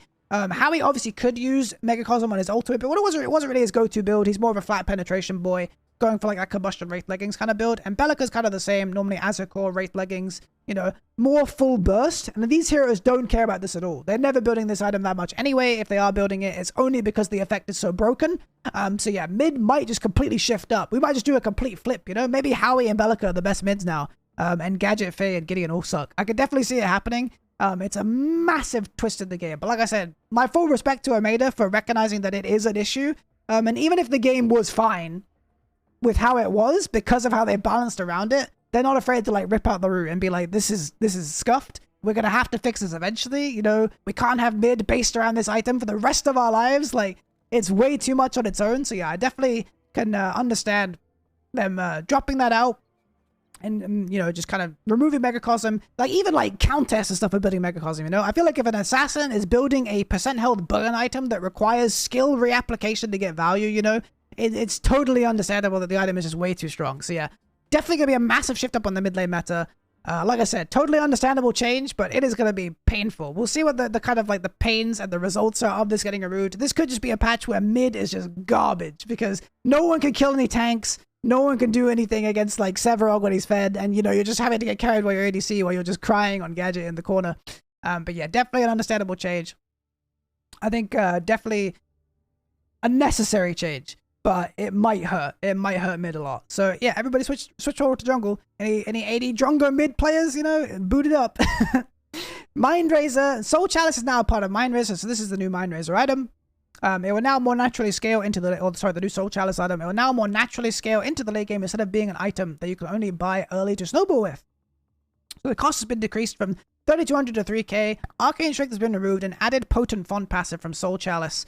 And then the recipe has been changed from Barbaric Cleaver, Temporal Ripper, and Spirit Beads to Barbaric Cleaver and Soul Chalice.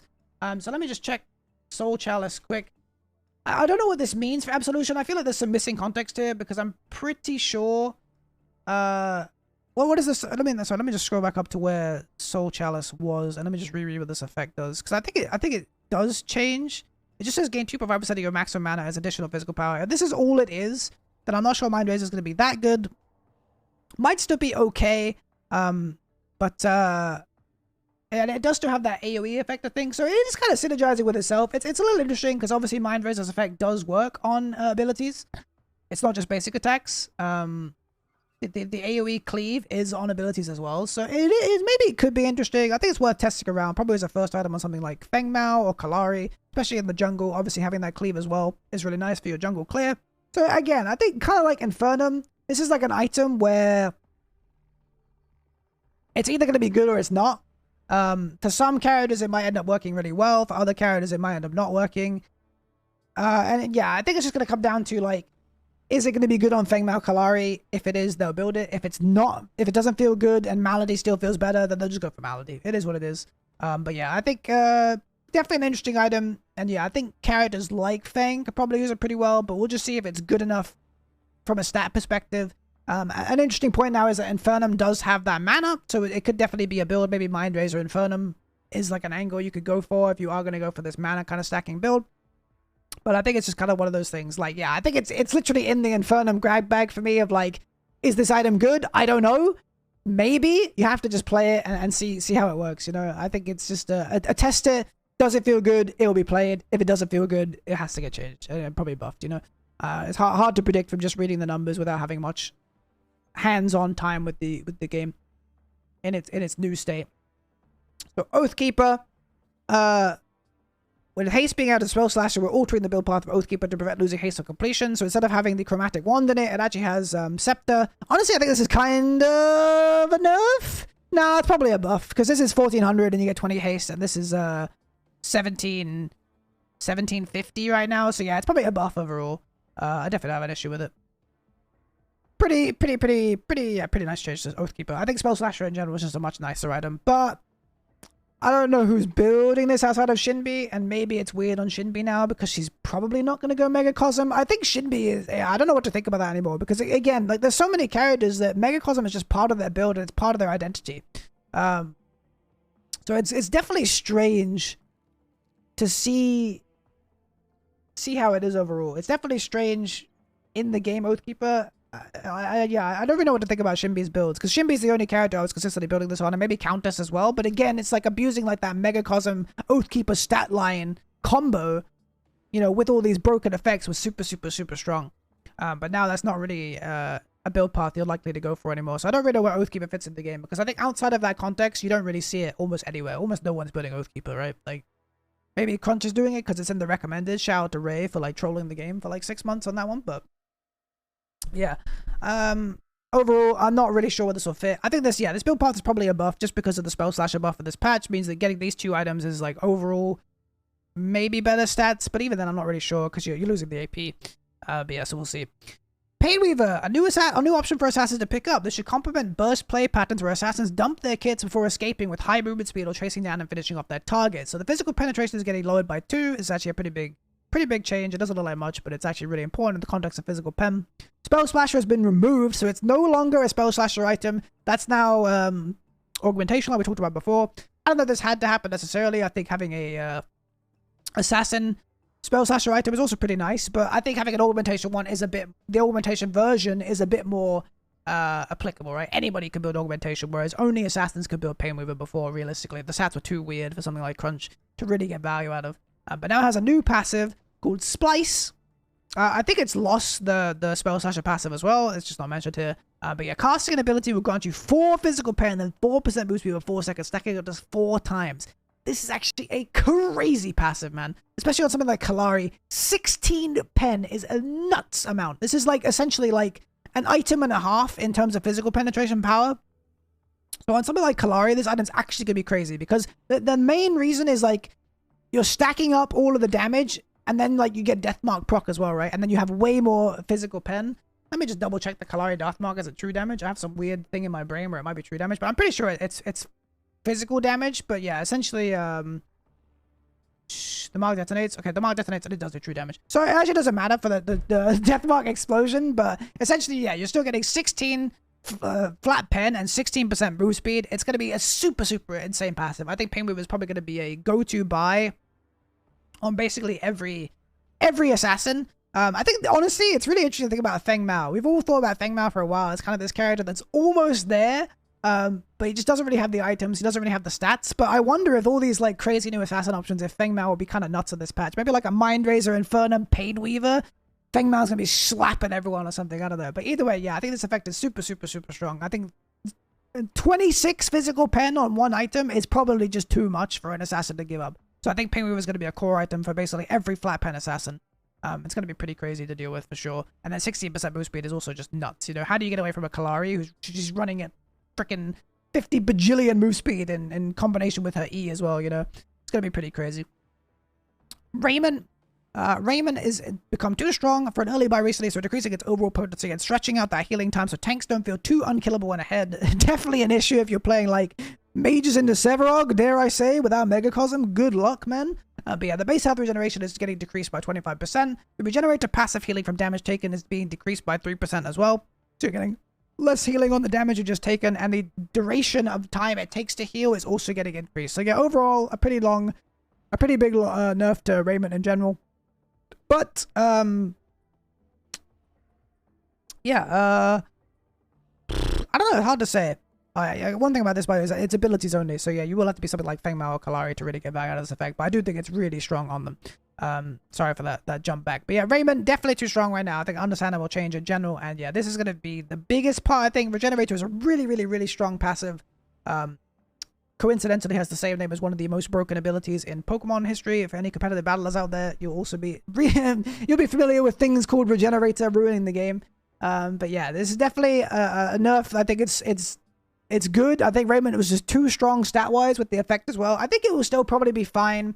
I don't know, honestly, if it will change much because it's pretty much the best value early item you can build as like a support. There's not much else you can build as a first item, I think, for tank supports right now that really fits as well as Raymond does, and I don't think anything has been added or changed that will fill that role better. So it might just be like a nerfed item that you're still kind of obligated to pick up because you don't really have many other options. For something like a Richter, or something like maybe like a Narbash or a Steel, I think it just might be still be the best tank support choice. It's still going to be a fine item, and it's just going to be weaker tanks will die a bit more often. It might be a bit worse maybe for non-supports to pick up, but overall I think it'll basically be about the same. So yeah, it is getting nerfed a bit, but I think Raiment will still have the same priority as it does now. Resolution. With Soul Chalice moving to Mind Razor, we're turning Resolution into a new bridge for penetration and attack speed for ADCs and assassins that look to build for their basic attacks.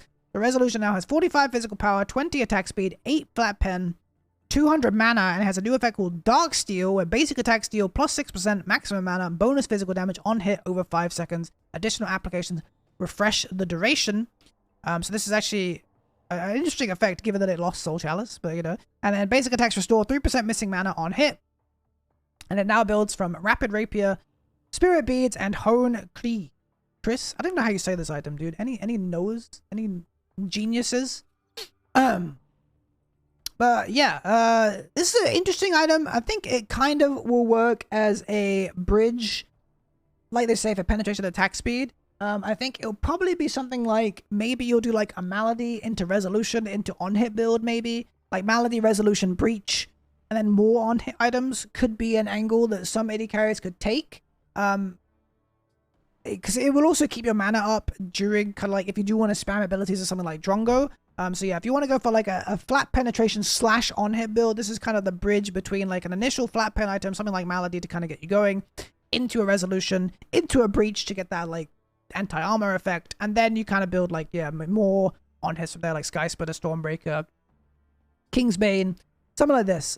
So this could be a build option, a path that could work, but yeah, you kind of just need to mess around with it. Because like, yeah, the 6% maximum mana is weird. You can argue that it maybe it's a Mind Razor as well, so maybe it's like a Mind Razor Resolution build path as well that maybe could still work for AD carries, and they still get that Soul Chalice effect, but the item is kind of weird for AD carries now. So yeah, overall, I think Resolution is a bit of a strange item.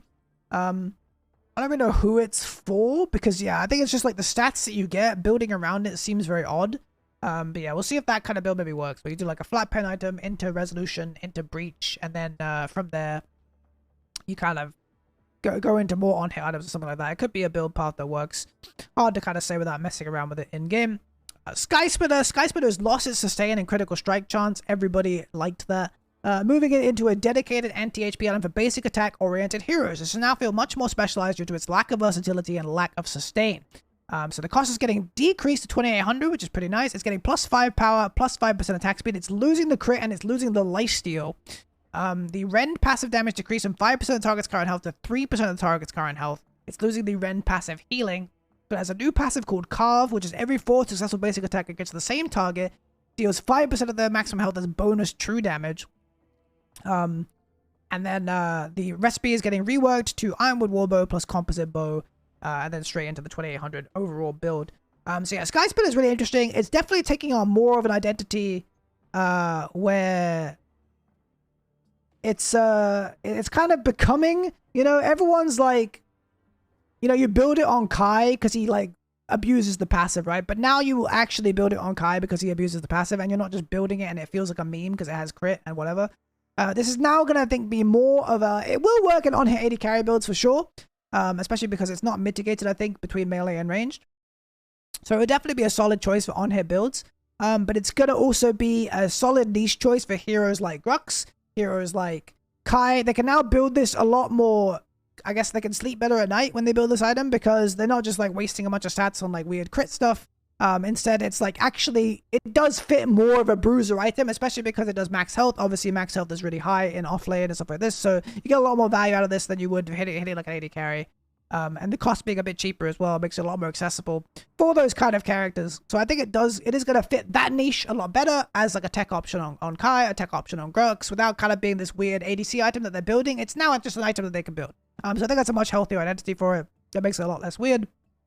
And yeah, like I said, it will still fit in those ADC builds. It's just not going to have that sustain anymore. If you are going on-hit ADC, Kingsbane is going to have to be your option to get that sustain. But it is going to be a solid DPS item for on-hit builds in general. And it's got a nice stat pool for on-hit as well, having 30% attack speed. This higher attack speed also works really well for those kind of characters that still use it. Stormbreaker. Stormbreaker is getting beefed up as a new pseudo capstone for on-hit oriented builds that seek to AoE in teamfight scenarios. The new passive will scale harshly, with other on-hit items making it naturally scale for those seeking to all-in the on-hit path. Cost decreased from 3k to 2.8. The physical power is increased by 5. The critical strike has been removed. The movement speed is removed. Again, yeah, more movement speed lost from AD carry. So even Sparrow losing her own movement speed and stuff, you're just not allowed to walk fast anymore. It's actually forbidden. And then Chain Zap passive is going to rework to every 4th basic attack releases a bolt of lightning will reach between 7 targets, dealing 60 plus 50% bonus physical power, magical effect damage, and applying on-hit effects to each. So yeah, like they say, this is kind of like your new capstone on-hit item. This is the item you build that's going to be like the imperator of on-hit builds. You're going to want this in every build probably that you go on-hit for. But yeah, essentially the big draw is that you're applying the on-hits from all your other items on every Chain Zap. So every 4th hit, you're going to be hitting everybody with all of your effects. And this will do stuff like, I imagine this would stack like Clockwork instantly. I guess you're already stacking Clockwork anyway by having the 4 hits initially to get a Chain Zap. But generally, yeah, it's going to be a really high DPS item in combination with your other on-hit options. I think it's probably going to be like a 3rd, 4th item, maybe a 2nd. It is pretty cheap overall, honestly. I think that is kind of the draw of on-hit in general. A lot of these items are actually quite cheap. 28. You're saving a lot of money compared to like a late scaling kind of crit thing. I think on-hit is going to be worse than crit in the late game for the most part. This one's pretty expensive.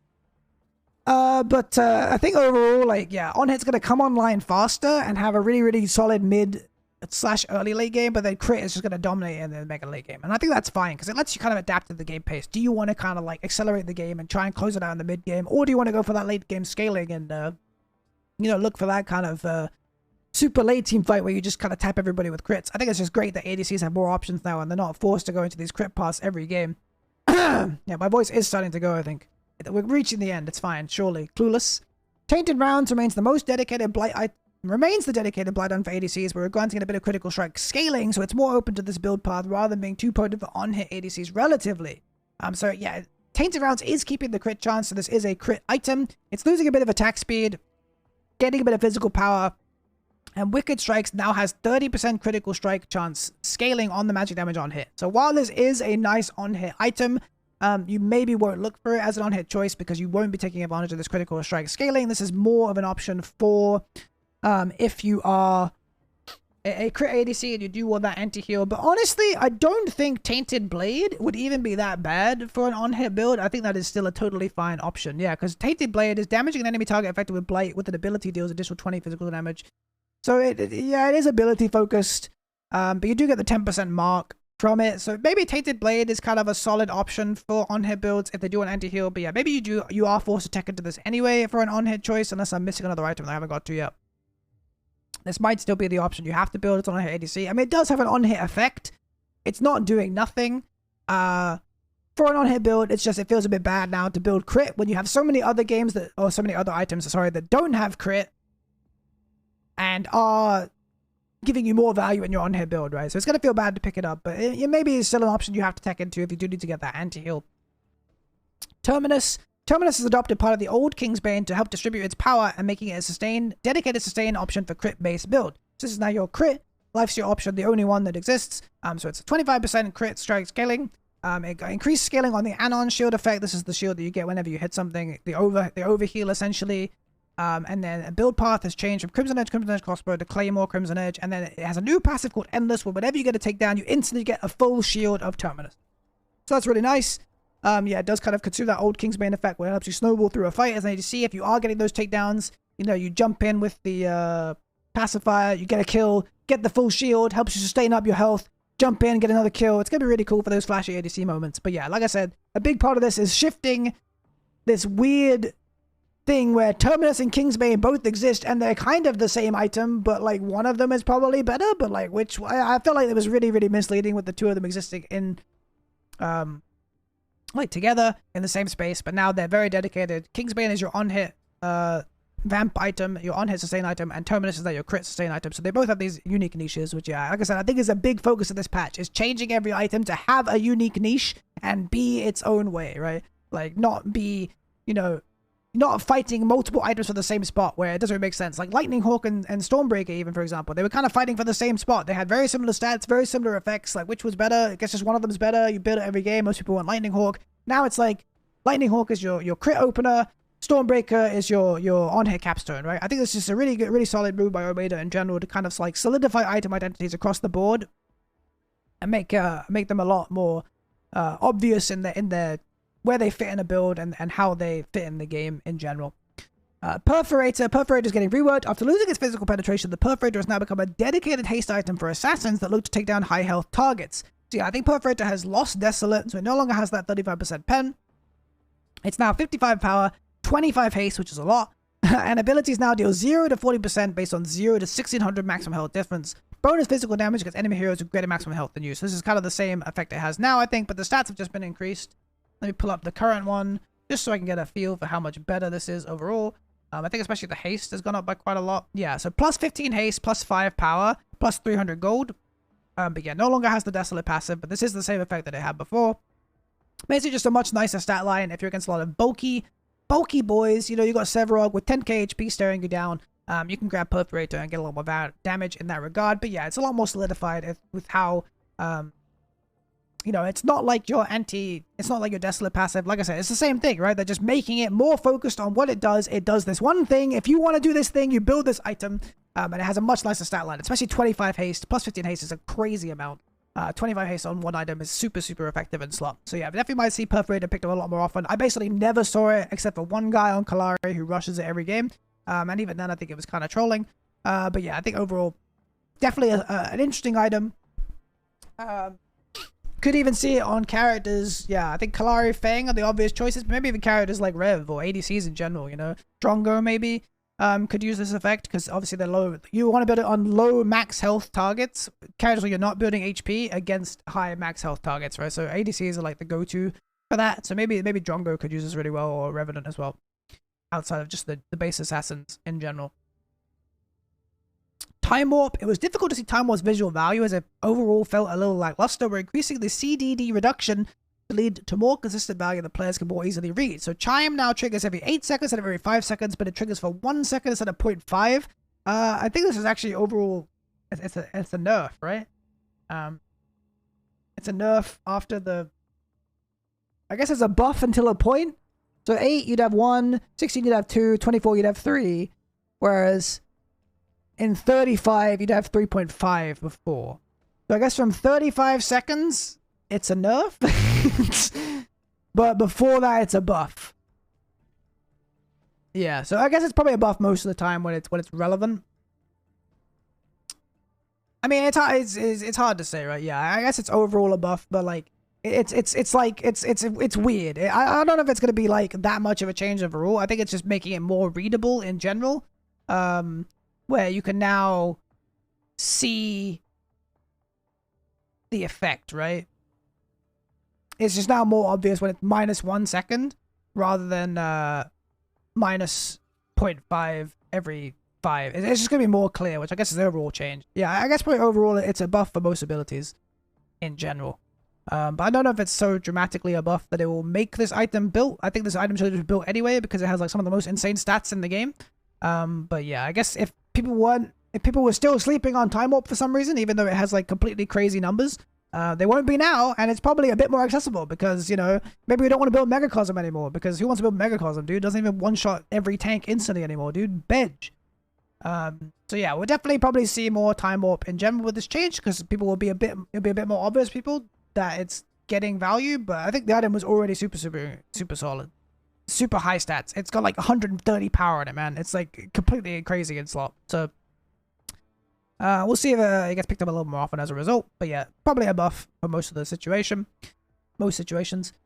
Unbroken Will was a bit too good of an early pickup, as well as a tech option for squishy heroes. We're shifting the strength into armor scaling so the tanks will get a large benefit from it relative to squishier heroes. Undying passive now grants plus 30% total physical armor and magical armor for 2 seconds when immobilized instead of 20% damage mitigation. So I talked about this when I talked about Absolution, about how percent damage mitigation is actually an insanely strong stat because it scales independently of physical armor and magical armor. So this nerf is like the reverse of that, where they're making it into more physical armor and magical armor rather than damage mitigation. And the thing about percent increases on your physical and magical armor is they're less effective the more of them you have, because armors have like inverse scaling where the more of it you build, the less valuable it is. So you want like a certain amount. So yeah, basically it's a pretty big nerf to Unbroken Will in general. Like you get a lot of value from 20% damage mitigation compared to 30% total physical armor and magical armor. This is probably stronger. It might be stronger because 30%, so it might be stronger at like lower numbers. Maybe as a second item. This is a little bit better for Unbroken Will. Overall, it's a bit stronger as like a second item choice. But in like a full build, it's going to be a lot worse than it is now. And you're going to get a lot less value out of Unbroken Will in general. Vanquisher. Vanquisher are receiving some further adjustments in a future patch, but otherwise seeks to become another bridge for critical strike and penetration builds for ADCs and assassins. Cost increased from 31 to 32. Physical power from 45 to 50. Physical penetration increased by 2 as well. It has 25% crit now. It's just stats across the board, man. It lost mana, but like, who cares? I sleep, dude. Arcane power passive is removed as well with the mana. They're increasing the damage of Annihilate, or the percent range of Annihilate. So now if you get someone below 7%, you execute them. And the build path has been changed to Claymore and Honed. Chris? I don't know, dude. Does anyone know Chris? I'm looking for Chris. Vanquisher, I think, is a super crazy item. This is kind of the core item, I think, of some builds that you'll want to do. If you want to do like a flat penetration into crit build, for example, I think on something like Rev or something like Drongo, this is a really solid item, I think, because it lets you start with an early game flat penetration item, something like Malady. Then you can build Vanquisher, which is still playing into that physical penetration idea, right? You have like an additional 12 on top of the penetration from your Malady and stuff. And it's super, super good. Because when you build flat penetration, you want to build more flat penetration, essentially is the idea, right? And especially with physical pen, you want to get as much as you can, as fast as you can. So that lets you your first 2 items commit into that early game strength. And then you can go from this into something like Imperator, you know, into all these other crit options because you started building crit chance, but you're still building a solid physical penetration item. So that's what Omega is talking about here when they describe it as a bridge for critical strike and penetration builds. This is essentially the non-on-hit version of Mind Razor, kind of.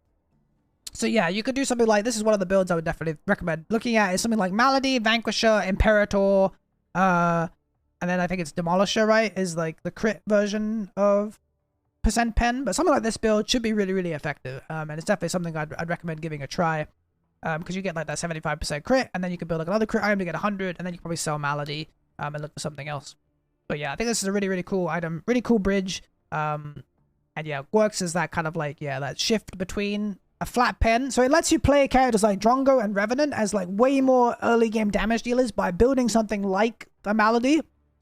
And then you can still convert into the kind of that crit scaling into the mid-late game once you kind of use that early game bullying power. So I think it's really interesting for ADCs in general to have that kind of option, especially for like mid-late ADCs. Like I think Drongo and Revenant mid definitely could be really, really solid this patch because they have a lot better scaling options for their build while still utilizing that early mid-game strength. And also every mage is dead because Megacosm's gone. So, you know, I think it's definitely a really cool item. I'm really excited to mess around with this one for some builds.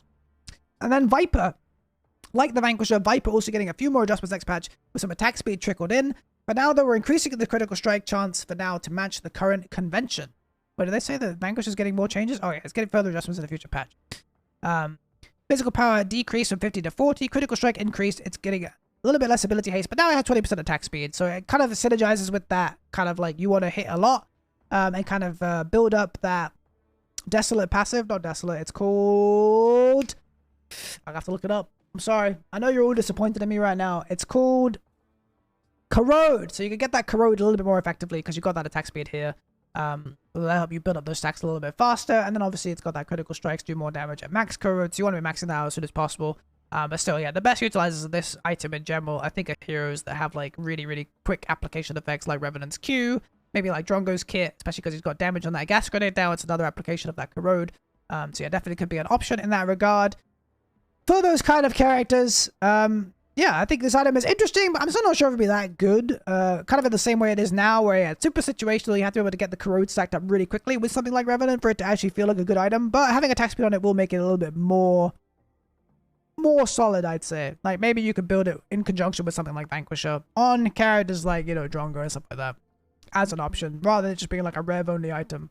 But yeah, I think the identity is still a little bit weird. I think it makes sense that it's still going to get more adjustments going on. Because for now, I think it's still a little bit strange. And then, yeah, bug fixes. Warden's Faith Retribution passive was occurring on minion basic attacks. Unbroken Will's Undying passive was not occurring on suppressions. Really? That's really interesting, actually. I wonder how often that made an impact in team blades and stuff. Corrode's effects were not occurring from item damage. Murdoch's passive was granting armor penetration to all of his physical damage rather than just his basic attack? Huh? That's like a crazy bug. I wonder if Murdoch does way less damage in this patch. But yeah, that's basically everything in the patch. Crazy huge patch. 0.43 is gonna be nuts. Especially for ADCs and mid laners, I think are the two biggest changes of this patch. I don't think tanks and stuff have really changed that much. Bruisers as well are getting a lot of new options. Augmentation, Sky Splitter. Definitely be a lot of things to learn. The patch is gonna be crazy. There's so many changes, so much stuff to try. I'm definitely excited to get into it. Yeah, with regards to like, the ADC builds I was talking about, yeah, I think my options I'm looking at are like Malady, Vanquisher, kind of a flat pen opening.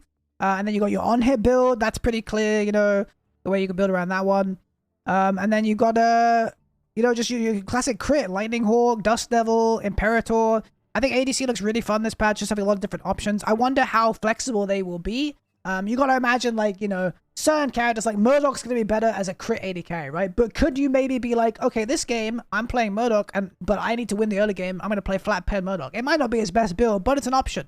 And I think that's really cool. I think they've done a great job kind of retooling a lot of the item store, making every item have more specific identities, just a more obvious option, you know? And I think, you know, once again, it's gonna hurt, but lots of respect for ripping out the root of Megacosm. I think this item was just going to dominate Pred for as long as it existed. I think it will still be okay as an item now if you are against a lot of like a very bulky team comp, but it's not going to be like every game I buy Megacosm because I one-shot everybody.